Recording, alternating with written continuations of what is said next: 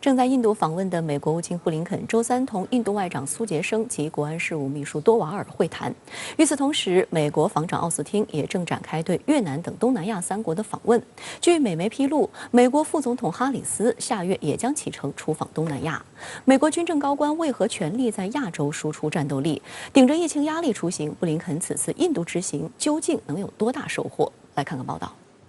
首次以美国务卿身份出访印度的布林肯，没有料到刚到印度就被此前因疫苗援助问题记仇的印度民众抓住了小辫子。布林肯抵印时，新德里正在下雨，尽管他本人自行撑伞走下飞机舷梯，但前来迎接的队伍中，美国驻印大使身后却有一名印度男士欠着身为他撑伞，全然不顾身边还有正在淋雨的印度女士。这一幕被记者的镜头记录下来后，引发印度民众的不满。有网友直言，这就是美国和印度关系的真实写照。据印度新德里电视台报道，作为全球受新冠疫情冲击最严重的2个国家，布林肯周三同苏杰生的会晤一开始就强调，两国之间的合作是前所未有的必要，不论是在抗击疫情方面，还是国防和反恐方面。布林肯还特地转达了拜登想要在美日印澳4方安全对话机制下不断深化美印合作关系的决心。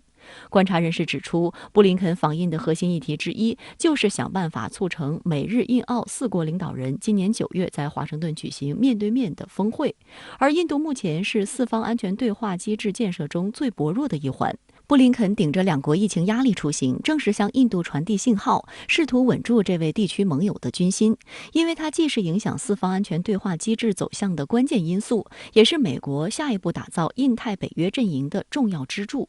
然而，印度分析人士指出，布林肯对印度的拉拢游说是一项艰难的工作。尽管美印关系在特朗普时期得到大幅改善，但自拜登接任总统以来，美国对印度的支持下降了一个档次。法新社援引印度政策研究中心战略事务专家布拉马切拉尼的话称，首先是拜登团队中没有人在边境问题上公开表态支持印度，其次是在印度深陷疫情急需救援时，美国展现出的漠然态度，种种行为都令新德里不满。切拉尼补充说，拜登政府匆忙且计划不周地从阿富汗撤军，也令印度倍感不满。正因如此，布林肯在同苏杰生及印度国安事务秘书长多瓦尔会晤时，均提到阿富汗的安全局势。外界注意到，逐步撤军后的美国正在动员东西方盟友支持阿富汗政府，并阻止塔利班夺取阿富汗政权。印度则是美国在该地区最大的希望，因为由巴基斯坦援助的塔利班的回归构成了其最大威胁。布林肯访印前夕，有消息称，巴军已进入塔利班控制下的阿富汗边境地区。不过，此前自信满满向阿富汗运送了80万吨武器的印度，至今却没有任何实质举动。分析认为，印度之所以按兵不动，主要有2大原因。首先，一旦出兵，印度大概率会掉入战争泥潭，因为塔利班拥有反击印度的实力，将让印度民众陷于水深火热之中。此外，相较于巴基斯坦，印度出兵阿富汗师出无名。毕竟，巴基斯坦已明确表示，出兵阿富汗是为了阻止难民、阿富汗军队和武装分子闯入巴基斯坦。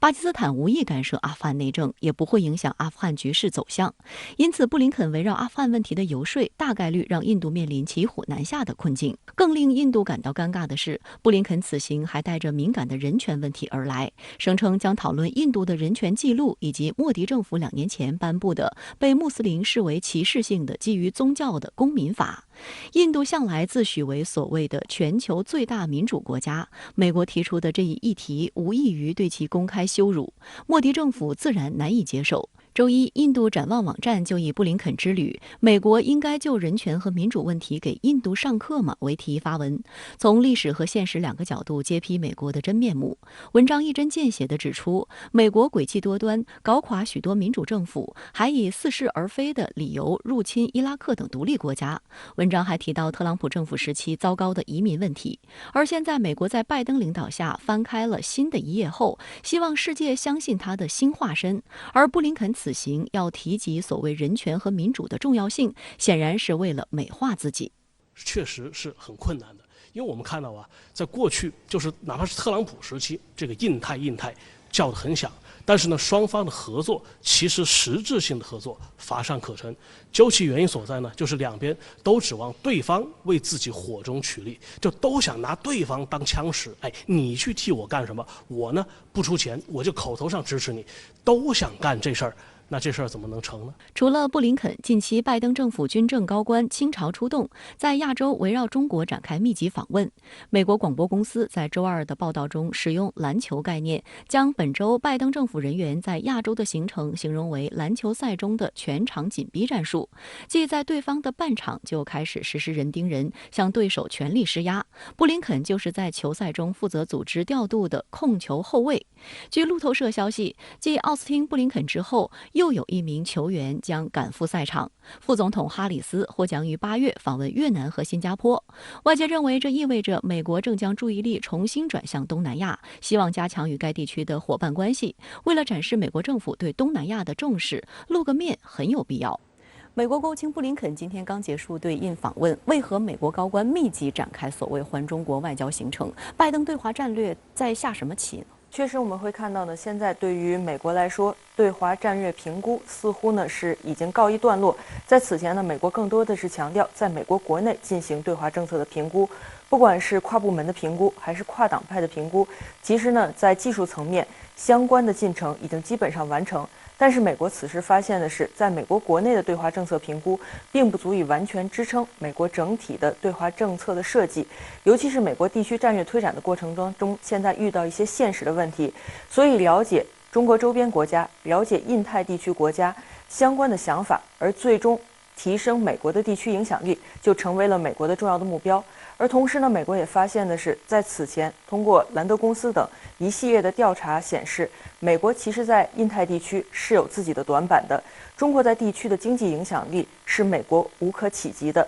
同时呢，美国也看到，即使美国增加地区的军事投入，让更多的国家在安全上依靠美国，也不足以抵消中国在经济上的对这些国家的吸引力。所以，所谓的领导力支撑，美国看到是一个非常复杂的进程。但是即使这样，美国认为现在仍然有一些可能性能够在中国的周边形成对华的包围圈，尤其是配合近一时期美国常务副国务卿舍曼对中国进行访问，美国一系列重要的外交和安全的动作，在中国周边制造出一些声浪。一方面是让舍曼在访华的过程当中似乎可以形成对中国的优势，而同时呢，也是在与中国进行沟通的过程当中，对地区国家施加影响。通过美国对中国进行工作的一些成果，通过美国对中国的所谓的理解，来影响地区国家对中国的认知。所以现在呢，美国在试图打一套针对中国的组合拳，在这样的一种过程当中，有求得地区国家同情的成分，有搅动地区国家形势的成分，同时呢，也有对中国制造更多的舆论上的误导的成分。所以我们会看到呢，现在美国的这一系列的动向是相互配合的，没有任何的一个政策或者是动作是单一的、孤立的。而美国试图打造的就是形成对华的合力，只有这样，似乎才能够在对中国进行施压、掌握优势的方面，自己有更多的信心。但是呢，从根本上来看，这反而暴露出的是美国的心虚和不自信。好的，也谢谢苏女士跟我们共同在线分享您的观点，谢谢。